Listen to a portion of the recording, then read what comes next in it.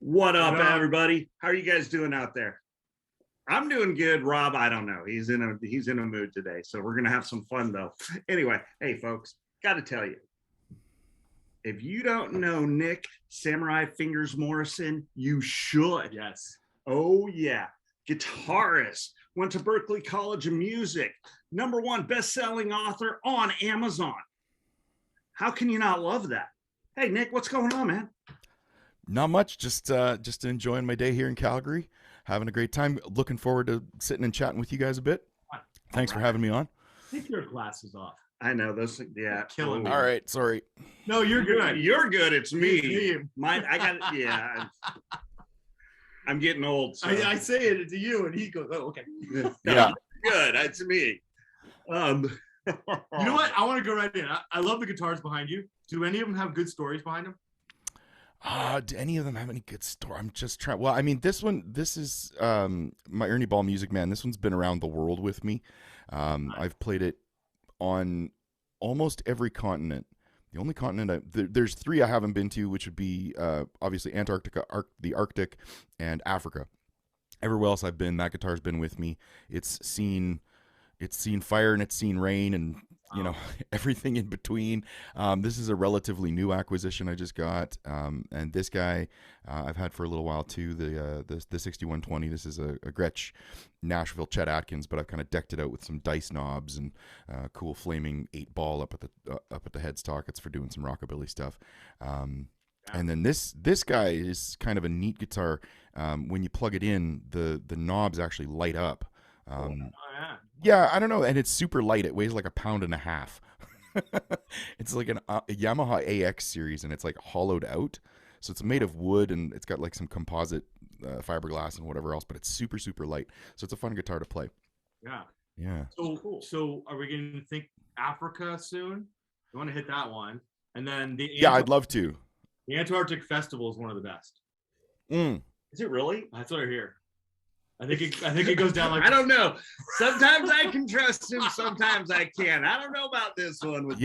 I don't know that there's really a whole lot that ever really goes down there, because there's really only that science research station. The only band that I know that has ever played Antarctica was Metallica back in like 2016, I think it was, where they did like their whole like Met Club random draw, and they like flew down crew and all the staging and everything, and then I think 200 lucky members of the fan club, and they did like a private show. They did like a geodesic dome and the whole bit, all so that they could be like they could set a world record for Guinness Book of World Records for like the most continents played within a 1-year period or whatever. And they needed to do Antarctica because nobody else had ever done it. So, but that's the only instance of anybody that I know ever playing down there. So. Wow, that's actually pretty cool. That's good knowledge. Yeah, that is. It is really cool. I didn't realize that. I knew that they had played down there, but I didn't realize that was the reason behind it. You just got him excited. Yes. He's all about Oh yes, I am. I like. Yeah. Anyway. Nice. I was having a moment. I've actually got some of James Hetfield's used stinky wristbands. Oh, really? From the St. Anger tour. They're in my closet. I've got a bunch of memorabilia and stuff in there. But yeah, he gave them to me after a show, and I've kept onto them or held on to them ever since. That's sweet. That's sweet. Yeah. I kind of want to ask a few questions. Totally. You write for film and TV. I want to know how you got started in that, to be quite honest. That is a good question. So if I go all the way back to like my very first professional paid gig, the very first thing I ever did is I did some session work actually for my cousin who was working at an ad agency in Toronto, and he had me in, and I recorded guitars. We were doing an ad for IGA. It's the Independent Grocers Association up here. It'd be like Publix or whatever down in the States, right? Yeah. And it was I can't remember if it was a corporate training video or if it was a commercial, but it was something for that business. And I was like, that's really cool. And I was, at the time, I think I was like 16. And I asked him, I was like, so do you do this a lot? And he's like, well, I don't do it a ton, but whenever there comes a chance, I do it. So, and he kind of put this seed in my mind of, hey, there's money in writing music or playing music, at least, from a session standpoint, for TV commercials, for radio commercials, like that kind of stuff. And then very shortly thereafter, I got my second like paid professional gig that I actually wrote, produced, recorded, and did everything myself, and that was for an adult film, and that was a lot of fun. And it was short. It was, as they are, right, 8.5 minutes or whatever. You were in the room playing while they're doing. No. This is all post production. I don't let goo get on my guitar. Because that'd be talent, right? Yes, that would right. be. I have to hold the guitar way out here. Yeah, what am I talking about? More like here. Anyway, let's be honest. But direction. yeah, but so that was kind of my first experience with it all. Yeah. I've been playing and touring and gigging since like 99, 2000, something like that. And as you travel and as you do and you work, and I was living in Japan actually in the latter half of the 2000s, and met my wife, and we decided to get married. And I was like, man, I don't want to be touring anymore. I don't want to be out on the road as much, away from home. I want to spend time with her. And just as you get older, priorities change. And I was looking for ways to supplement my income or replace my income from touring, and like, how do you do that? And I remember, do you remember magazines way back in the day? You could like go to the store and buy like this paper thing. Yeah. And they have letters in them. Exactly. And in the back, they used to have like classified ads, right? Which would be like other musicians seeking other musicians, or like MIT Musicians Institute of Technology in Hollywood would usually have ads. There would be like, learn guitar in 15 days with, Dave Drew or whoever it was. And there was almost always in the back of like Guitar Player magazine an ad for Taxi A&R. And they're an independent A&R agency based out of Calabasas, California. And you join up with them, and they work as a middleman between ad agencies and production houses for film and TV and guys like me that have music to sell. And so I hooked up with them, and that's kind of how I got involved into that. Would have been 2009, and it's been awesome ever since. I've like all of my, not all, but I would say probably 90% of my professional contacts and like my actual paid gigs have all come through contacts that I made through that company. Mm-hmm. So yeah, that is actually pretty cool. So have you ever done, like, when you're talking about TV stuff like that you've done, is it like the intro to the show? Is it stuff that's happening in the middle of the show? I wish. I haven't got anything that high profile yet. Okay. What I do is something called interstitial music or incidental music. They're two different types. So incidental is like when characters are driving in a car and they're having a conversation, but you can hear like radio in the background. Okay. They're usually not actually licensing AC/DC or Led Zeppelin or Metallica. They're usually going to a production music facility or a library, or a guy like me saying, hey, we need 45 seconds of something that sounds like Back in Black. Can you do that? Yeah, absolutely. That's and cool. That way they don't have to pay for master rights, so it's way cheaper. Right. And there's no vocals that are going to get in the way of the dialogue.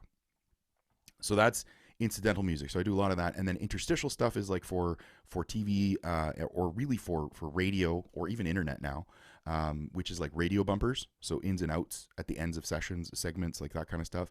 And then a lot of times, reality TV as of like 2008, 2009, 2010 really started taking over predominantly. Like if you look at like Discovery, HGTV, Life, all of those different channels, they all produce all this reality TV stuff, and they cut really, really, really quickly. If you ever actually watch one of those shows from like a production standpoint, they're cutting to a new scene usually every 3 to 5 seconds, right, and they have a new piece of music every 15 seconds. Really? To keep people interested. Wow. So they need a lot of stuff.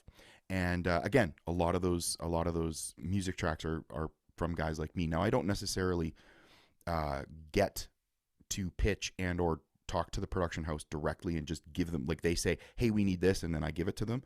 Yeah. Usually what happens is I just produce kind of in a bubble. I'll get like a brief, or, you kind of keep watch on what's going on in the industry and go, okay, well, this type of music or this type of style or whatever is really popular right now.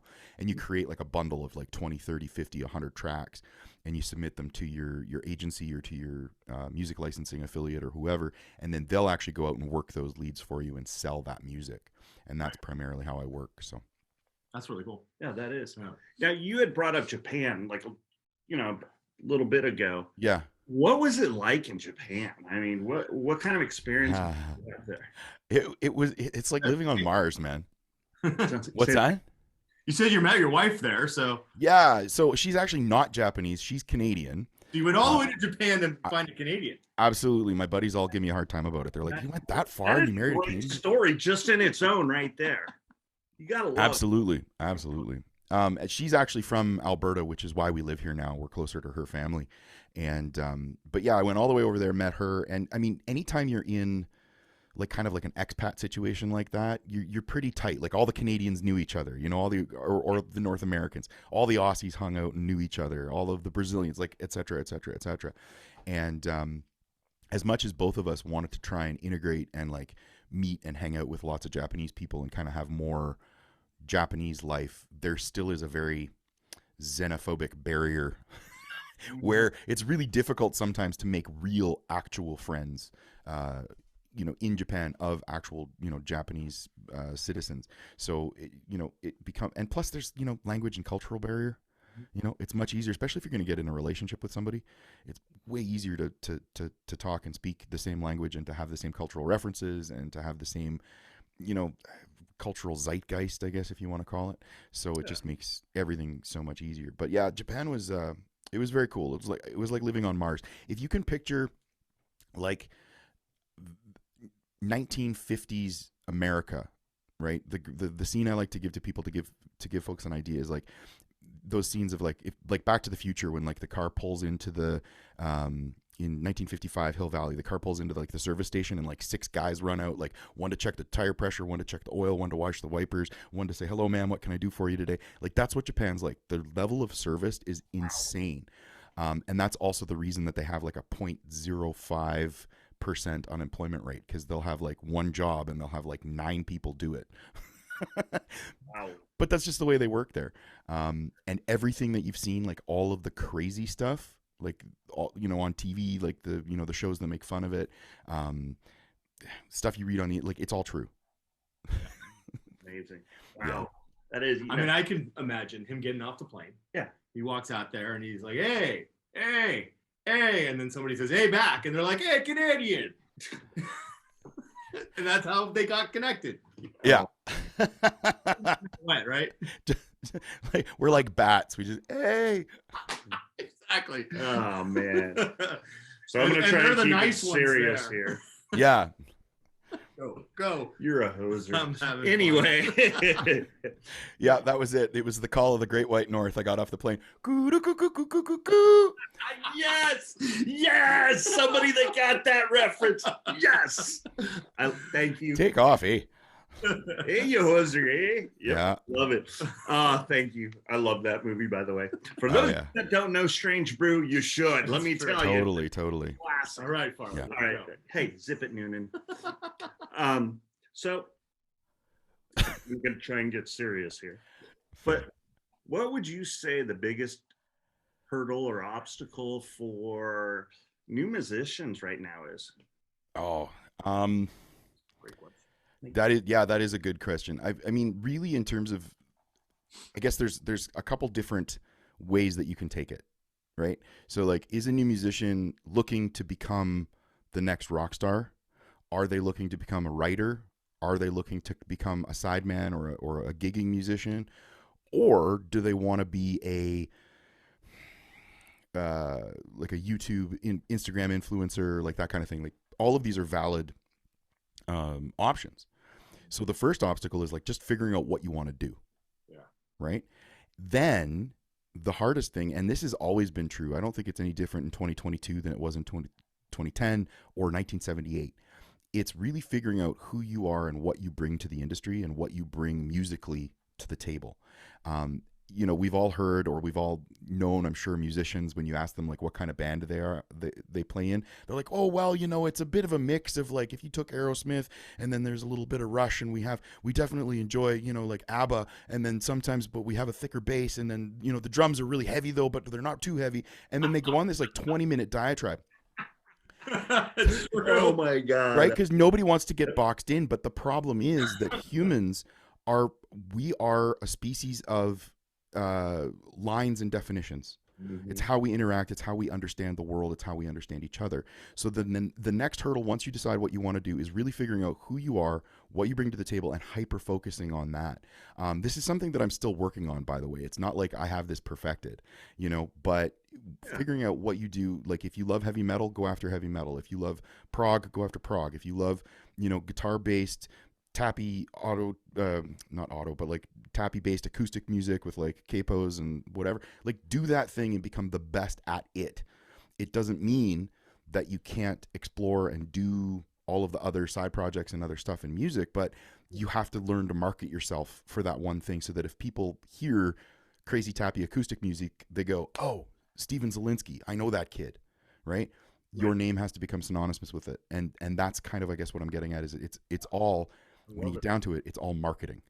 Marketing yourself. Yeah, marketing yourself. So whether it's that niche, right? Yeah, find that niche. There's that expression, right? There's riches in the niches. Yep. Because what you're seeing now, you'll see on the social medias is like somebody's making music. Like you want to make a song for Chris, you know, you love Chris, and then there's a musician out there who's making a song for Chris for whatever reason now, and those people are getting all these orders at what, $150 a pop, right? And so there's a niche that we're talking about. Like there's the people are trying to find any way to do it. Yep.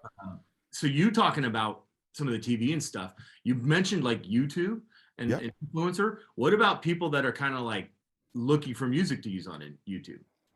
Yeah, well, I mean, there are a gazillion and one music licensing services out there. So YouTube even has its own music library that influencers and YouTubers can make. They can go in there. It's pre-licensed. It's pre-cleared. Everything's ready to go. You can find people through YouTube, through SoundCloud is a huge resource. Websites, word of mouth, like that kind of thing. And if you approach a composer, like, because I'll still do stuff bespoke for people. You know, if somebody comes to me with a project and an idea and they say, hey, I need X, Y, Z, these are the points you got to hit. This is how long I want. This is the type of instrumentation, you know, like that kind of thing. I'll still do that. But I mean, in terms of just general usage, there's tons of stuff out there that people can go after to get that kind of stuff. Like there's, I'm blanking on the names now, but that's probably good. I don't want to promote other services anyway. No, I got to promote you, right? Yeah, exactly. We want to promote me. Come see me, mind you. And see, this gets back to the marketing thing. It's like I make, in terms of like my media music that I do, I write evocative rock for media, right? That's my like 10-second elevator pitch, right? Great. And you know, if you blow it up on a macro level, okay, so evocative rock, so interesting rock based. So that can mean guitar, bass, drums, maybe some keyboards, whatever. Sometimes I do some like orchestral stuff over top, but like that puts me in a pretty specific stylistic groove, right? So people aren't coming to me going, hey Nick, can you write us a 15-minute you know, classical orchestrated harpsichord piece? Like, no, I don't do that. You know, I could, of course, but this is what I focus on. I got to tell you, this guy's a ninja. Yes. The way his arm has moved. No, he's a samurai. He's a samurai. Get it right. I'm a ninja with samurai fingers. All this stuff with his microphone in the way. It's so cool how the hands are popping out in different ways. I just had to bring that up. Yeah. I was also thinking. He always makes fun of me because my hands are always flying everywhere. Yeah. He's always that way because his hands go that way. Otherwise, I get beat up. Fair. So, but we need a jingle for What Up with Rob and Chris. Yeah, we need an intro, you know? Yeah, we can work it out. Email me. Send me what you want. I can put a pitch together. So I kind of want to end with kind of a fun question. Okay. And it's more of kind of a two-part question, so it may take a minute or three. Okay. I want to know who your number one musical influence was, and then I'm going to go from there. I know. Okay. So I've had a few over the course of my career and life. Are you most interested in who inspired me to start, or kind of just in general who inspires me to start? I love that question. Yeah, let's go. Okay. It's interesting. I just made a YouTube video about this. Oh, cool. 3 weeks ago. So I remember being, I don't know when it came out, maybe 5-6 years old when Back to the Future came out. And Marty McFly, and you can see I got a little pop head, I got a little Doc and a little DeLorean back there. But Marty McFly goes back to 1955 and he sits in with the band and he plays Chuck Berry's Johnny Be Good. And I remember watching that going, I want to do that. And I didn't even know, like at 5 or 6 years old, you don't realize like you can be a musician and like make money and write music and do this. And there's all the business involved. But I was like, I want to do that. So, of course, as a kid, you don't even necessarily realize, like, that's not actually Marty McFly playing guitar. Like, that's not really Michael J. Fox. Like, he's miming along and he's acting, right? So, fast forward to, I was literally today years old when I figured this out, and not today years old, but like 3 weeks ago. I was like, I should really find out who that actually was. So, it's actually a session guy from LA. His name is Tim May. And he played on some huge records in the early 80s, from like Tina Turner to who else did he work with? I'm blanking on it, but like big records back in the day. There's a handful. There was like Tim May, there was Steve Lukather from Toto, and like a handful of other guys that all did all of that session work in LA, and they did like film and TV music, like for in the live sessions with the orchestras and stuff. But yeah, so Tim May actually recorded that guitar, recorded that solo, and I was like, I'm looking back on that going, you know, that's the moment that like really changed my life and made me go, I want to be a guitar player. Nice. Yeah. Okay, so the second part to that question is this. I'm going to throw some names out at you. Okay. Give me 2-3 words that you think about them. Your first thoughts. Okay, so just a reaction kind of thing. Yes. Okay. Ready? Yes. Mozart. Hey, sip it. Okay, sorry. Mozart? Yeah, go Mozart. Go Mozart. Oh, okay. I was going to say farts. There you go. Most people don't know, but he was really dirty. I heard that. Look it up. He was a pervert. Really? He was. Yeah, he wrote a whole series of sonatas about his flatulence. Yeah. And he had like an ongoing like sort of a sexual letter writing relationship with his cousin, and like just all sorts of weird stuff. Anyway, so yeah, Mozart. So him and Tommy Lee would hit it off really well. Probably, right? Yeah, he was the original rock star, man. Yeah, for sure. Exactly. Anyway, right, sorry. So here we go. Ready? Steve Vai. Oh man, guitar wizard. Yeah, absolutely. Oh. Kirk Hammett. Wah pedal. Eddie Van Halen. The king. Angus Young.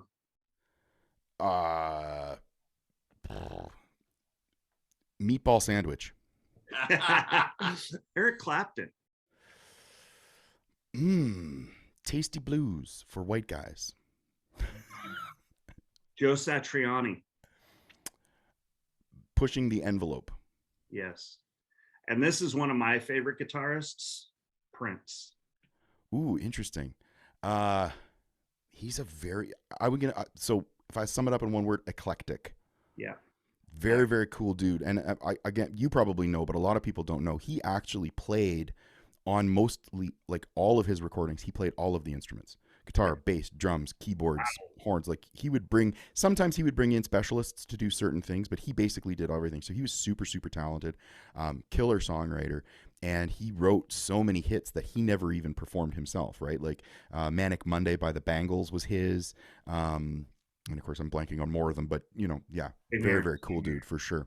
I'm going to throw one out. Okay. Because you just hit a bunch of men. Yes, I know who you're going with. Nancy Wilson. Yes. Heart. Yeah. Just what can you say about Nancy Wilson that hasn't already been said? But yeah, just kick ass. Right. I'm going to throw another woman in there. Nita Strauss. Love her. Very, very cool. Oh, yeah. God, yeah. Hardworking, talented, uber focused, and just a really cool person in general, and a great player for sure. Definitely. I want to ask him, what is we're interviewing obviously, but what is it you really want to put out there? How do we find you? What do you? Yeah, absolutely. So the main focus of my life these days is really teaching guitar, spreading the love of music, making music fun again. And people can find me at guitardojo.ca is my website, where I sell one-off individual lessons, tabs, merch, obviously like the hat that I'm wearing now, whatever. But that ties into the YouTube. So I've got like a whole supporter program. It's like Patreon, but better. Which basically, you know, you can go to the website, and if you want to buy like a one lesson pack, it's like, you know, $9 or $10 or whatever it happens to be. And there's a bunch of different things available. But if you like my YouTube channel, if you like what I do, you like, you know, learning and that kind of thing, I have a Patreon. Essentially, it's not Patreon, but that's kind of the gist. And for, you know, $11.99 every 2 weeks, and that's Canadian, by the way, so it's less than $10, so less than $20 a month, US. People can join support, and they can get access to everything. Oh, nice. And here's the cool part, and this is why it's like Patreon but better. I actually have my own Guitar Dojo app. It's live currently in the Android Google Play Store. It will be live soon on Apple apps. Neat. And there'll be people can go on, they can download. It's free to download. There's a bunch of free content, but there's also premium content in there as well. And everything from, just chord shapes and scale shapes to like how to strum better, how to get faster at picking. I've developed a whole system. It's called the Fretboard Infinity Loop, which will basically take you from zero to hero on how to solo on guitar, even if you don't know any music theory and you're like too intimidated to even try learning. I take all of that away and just be like, okay, do this. And yeah. Well, I've had a guitar for a long time. I have not picked up because I've been afraid to. I got to take a check at this. Yeah. All the stuff's down below. All the Yes, links, down how there. to find him. Hey, you've been amazing. Do you have anything else to add to this? No, Because he's been Nick, such a thank fun you. time. Thanks for having me. It's been a fun chat. Yeah, I feel like it's been really short. I was It's like, been we're just getting started. We could go for like another hour and a half or something. I know. exactly. No, that was great. Thank you so much. Hey, folks, we want to say thank you as well from Rob and Chris at What Up. Have a great day and a better tomorrow. What up? What up?